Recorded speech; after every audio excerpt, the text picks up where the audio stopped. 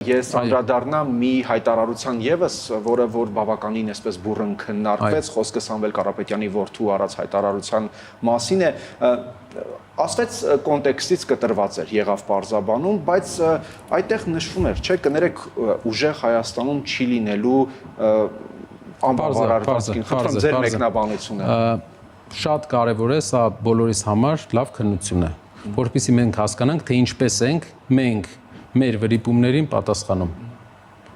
Ես կարծում եմ, որպես ոչ թե քաղաքական process-ներին մասնակից անձ, այլ որպես մեր հասարակության մասնակից, ես կարծում եմ, որ կոնտեքստից անգամ կտրված այդ արտահայտությունը մենք պետք է թույլ չտայինք լիներ, քանի որ դա կարող էր ինտերպրետացնել որպես վիրավորանք մեր հայրենակիցների հասցեին, որը մենք չենք կարող մեզ թույլ տալ ոչ մի դեպքում որպես հասարակական Հայաստանի հասարակական անձնավորություն ոչ մի քաղաքական չեմ ուզում աստարտալ այս ամեն ինչին, այդ իսկ պատճառով մենք պետք է ուշադիր լինենք նաև այս ուղղությամբ եւ թույլ չտանք, որպեսզի անգամ մանիպուլյացիաներով հնարավոր լինի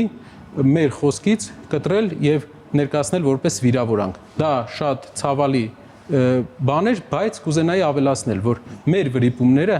չի ազդում մարդկանց կյանքի վրա։ Մեր վրիպումները չի բերել մահեր մարդկանց, մեր վրիպումները չի բերել աղքատություն մարդկանց։ Մեր քայլերը բերում է մարդկանց աշխատատեղեր, մեր քայլերը բերում է բարեկեցություն մեր հայրենիքին։